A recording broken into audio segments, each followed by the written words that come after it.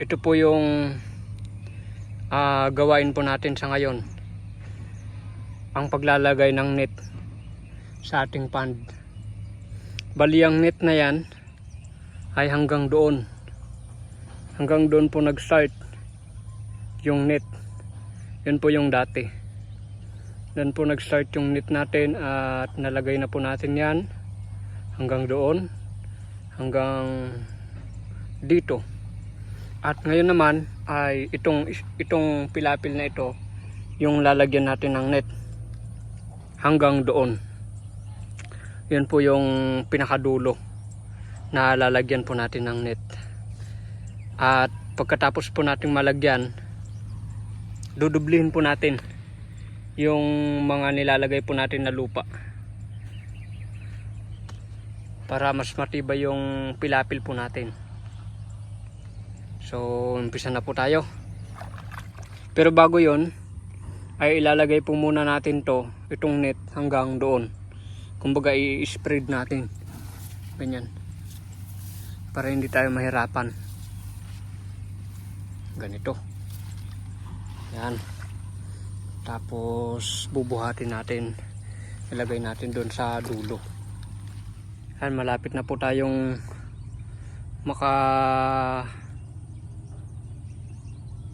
makadulo. Yan, konti na lang. Then after po nito ay bali yung ginawa ko ngayon sa ngayon ay binaon ko lang muna yung net sa lupa. Then after nito ay tatabunan ko na ng lupa yung net. Parang ganon yung mga ka-adventures. Parang ganyan. Nakikita na yung lupa po niya. Ganyan po yung ating gagawin. At ayan na nga po, nakadulo na po tayo mga adventures. Bali papakita ko po sa inyo yung ating pond. Yan po siya. Umulan po kasi kahapon kaya nadagdagan po yung tubig, medyo lumalim.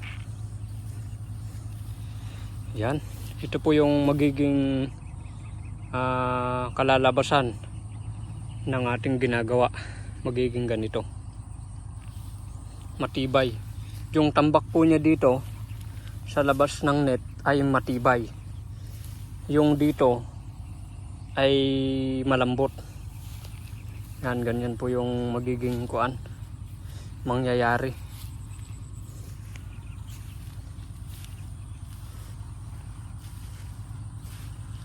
So ayun, sa ngayon ay wala naman pong bumubutas pa dito sa ating tambak na may net. Doon pa lang dati, kaya po nakatakas yung mga maliliit natin na tilapia sa kakirit, dahil nabutasan po nila doon po banda.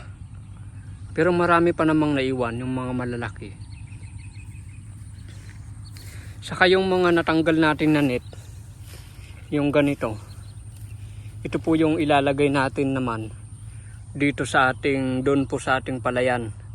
Ipapalibot po natin yan lahat. Ang palayan po natin ay lalagyan po natin ng net. Nang sa ganon, pwede nating ipastol yung ating itik nang hindi natin binabantayan. Hahayaan natin silang maggala-gala hanggat gusto nila. So ayan. Saka siyempre papakita ko sa inyo yung aming kuhol pond. Yan, ito naman yung ating kuhol pond. Medyo lumalim talaga yung tubig po niya. At makikita dito na marami pong mga kuhol. Yan o. Mga kuhol po yan na iba't ibang size. Yan na po, ito na po siguro yung pinaka unang kuwan po natin dati inilagay natin. Malalaki na, mga ilang buwan na lang siguro to pwede na rin tayong makapag-harvest dito sa ating coal pond. Ayan, bali pagpapatuloy po natin yung ating ginagawa. Yun ay konting advertisement lang. Bali po may panibagong kuhol po sa ating pond. Ito po yung nakolekta po natin dati. At inilagay ko na rin po dito para nang sa ganun may ibang kuwan naman, may ibang may ibang nilalang sa pond po natin. Ito yung isa oh. Baka sakaling maulam din to o di kaya may malaking pakinabang ay hindi natin alam. Sa ngayon ay dito lang muna sila.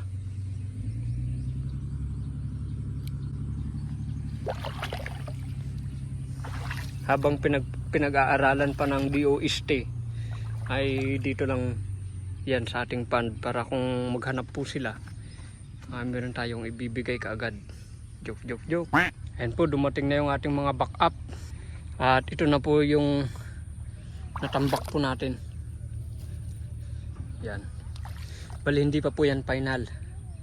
Dudublihin pa po natin yan. Hanggang sa maging makapal po siya. At matibay. Let's spin. Let's spin the color. Look. Let's spin the color. Look. Patatang ba? Para matibay yung tambak natin.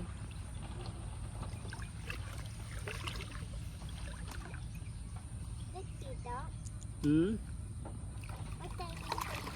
ikaw. Nagtambak. Yan ikaw. Kay, makakuan ka din, Kay. Mahulog ka dyan. Malalim na po yung tubig, hanggang dito na po. Yan. Oh, kung may ganito kalaking tilapia ay kaya-ayan niya. Pero hindi po even yung kanyang lalim. Bali may mababaw na part saka may malalim. Ginagaya po natin yung kung paano yung pinaka-natural habitat ng mga isda. Gagayahin natin kung maaari. Hindi tayo gagaya sa ibang mga pond na pang commercial, Ito po ng pang malaki. commercial purpose. Pero commercial din to pagka marami. Bali pag-aaralan lang natin Thank kung you. ano yung pinakamagandang. Thank you, Tito Widan. You're welcome.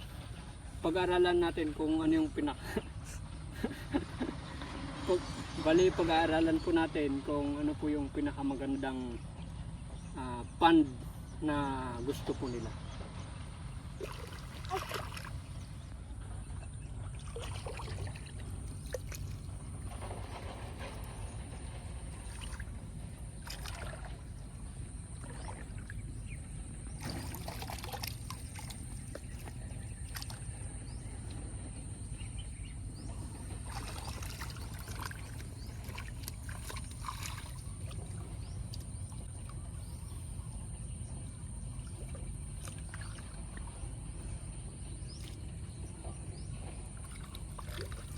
Easy.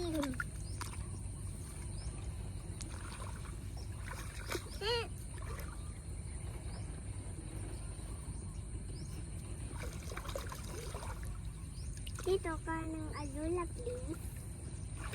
Asula? Wala namang asula. Saan? Ito? Opo. Water lettuce ito kay. Tingnan ko ng water lettuce, please. Opo, yan. This is for you. Thank you. You're welcome.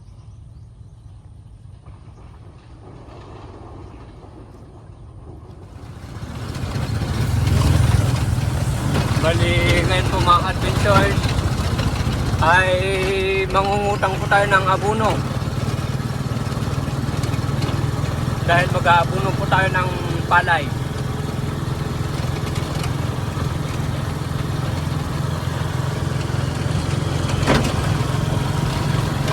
Bali madadaanan po natin yung ating itik pero hindi po natin sila matatanaw. Bali nandun po yung itik po natin. Ay baka nandito pala. Nagpapalamig daw. Wala sila. Naghanap sila ng makakain. Very good. Ito na. Malapit nang matapos yung isang pilapil po natin. Pagka matapos po yan, ay dito naman po tayo. Saka doon, yun po yung panghuli. Yun po yung ating magiging parang goal. Goal natin sa ngayon na dapat natin tapusin. Para makapag-ipon na rin tayo ng mga maliliit pang mga isda. Para hindi po pabalik-balik po yung ipon po natin. Kagaya ng mag-ipon tayo at makakatakas na naman, mag-iipon na naman tayo ulit. Parang ganun. Kaya ganito yung ginawa namin. Shareball na. Nilagyan na natin ng net. Anti-iwit. Yan. Bali, iwanan ko muna si pare ko dito. At tayo naman ay kukuha tayo ng azula. Itong azula na ito ay nakukunin natin, ay lalagay natin dito pangpakain sa ating tilapia. Naglagay si pare ko kanina, parang kunti na lang yung naiwan. Dalawang ganito yung inilagay po niya, pero kunti na lang po yung naiwan, kaya kukuha po tayo ulit. Saka maglalagay din tayo dito. Pero bago po natin lagyan, tatanggalin po muna natin tong mga ito, tinanggal ko. Water litos. Dahil sila na yung dominante dito sa kuhol pond po natin. Bali ito ay gagawin po nating azula pond na may kuhol. Pero yung kuhol na ilalagay natin dito ay kung makakahanap tayo ng native yung ilalagay natin para pang ulam. Dito naman yung pagkain ng itik na kuhol. Dito pagkain ng tao. At doon yung ating palaisdaan. Ayan tayo na. Malinis ngayon. Kitang-kita yung mga bisukol. Napakarami talaga. Nung nag-uumpisa pa lang po kasi tayo mga adventurers, ay marami yung ating mga naranasan din. Palagi tayong nangunguha sa mga taltalo ng ating kuhol na malalaki para ipakawalan dito. Saka akala namin noon ay hindi magtatagumpay itong ating kuhol pond dahil minomonitor ko, parang maliit yung yung mga kuhol na nabubuhay. Pero yun pala ay marami, nagtatagulang. So yun po, tayo na. Bali, ito na po yung nakuha po natin, azula. Saka ito po yung isa.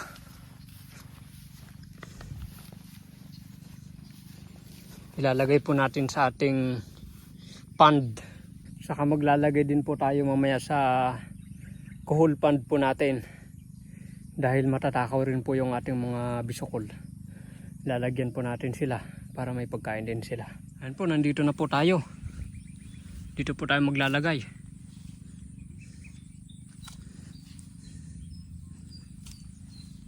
Ito po ay pagkain po nila. Pero meron na tayong na-contact, nahingi, na nagtitinda ng gulay. Na-contact natin na sa atin na lang ibigay yung mga sirang gulay po nila, yung mga hindi po mabibinta na gulay na masisira lang at itatapon. Sabi ko ay ako na lang yung kukuha, at pumayag naman yung ating kinausap.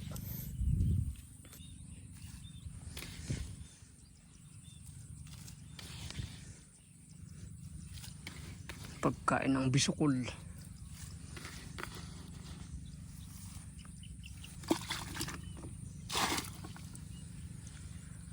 Yan, nalagyan na natin yung isang balde.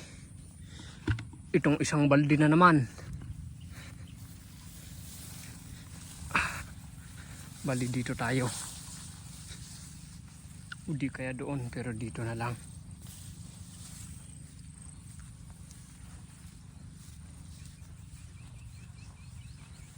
Dito tayo maglalagay. Marami po yung nilagay ko dito nung nakaraan. Pero ngayon ay konti na lang yung naiwan. Kaya maglalagay po tayo ulit. Ibig sabihin lang nun ay talagang kung sa paninda pa ay mabinta yung asula po natin. Yan. Yung panghuli yung nandito.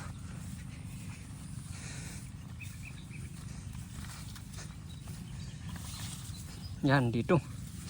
Dahil wala na akong asula, konti-konti na lang lagyan natin.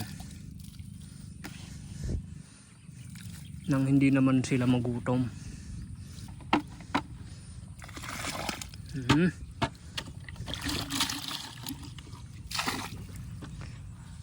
Ayan, si pare ko nandoon pa. Kukuha pa tayo ng isang batch. Bali ito na po yung pangalawang timba, pangalawang batch na nakuha po natin na asula. Lalagyan na po natin. Yan na po yung kunaon ni pare ko kanina, konti na lang. Dagdagan na natin. Ay.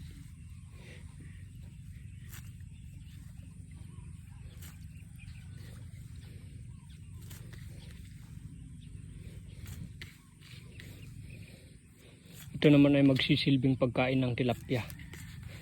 At kung sino pang isda na mahilig nito.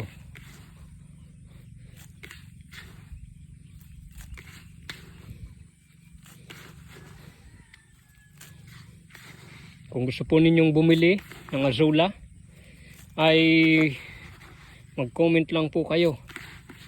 Dahil marami po tayong azula na binibinta. Mura na lang po dito, makakatipid po kayo.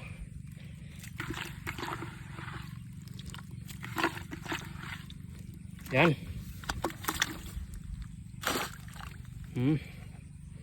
Marami na naman. Ito idagdag natin.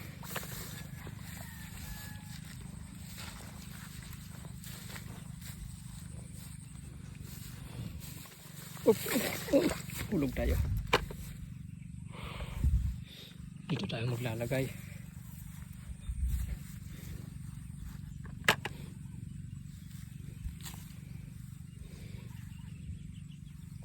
At yung itik naman po natin ay nandun pa sa kataltalunan. Nung dinaanan po natin kanina ay nandun sila nanginginain. Nung nakaraan, ang itlog ng itik po natin ay 7. Kanina, naging 10 na. Bali, nagbubulyum na naman. Good news po para sa atin. Ayan na po. Marami ng azula. Pwede pa natin sanang dagdagan to. Depende na lang yan kung kaya pa natin. Kaya naman natin pero Makati yung murdong ng palay. Saka medyo mahirap din magkuha dahil maraming palay. So for now baka ito na lang po muna. At tutulungan natin si pare Koy.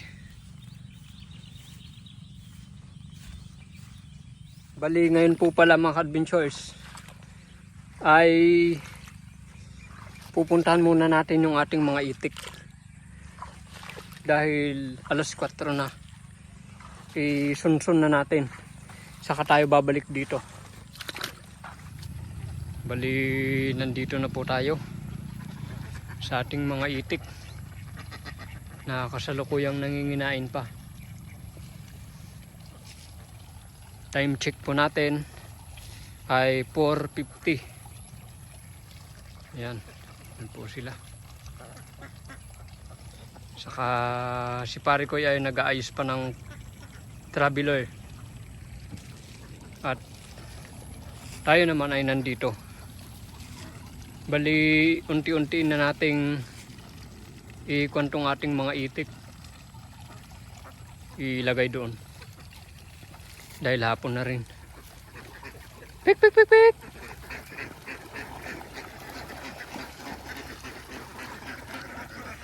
Nauwi na yan po sila.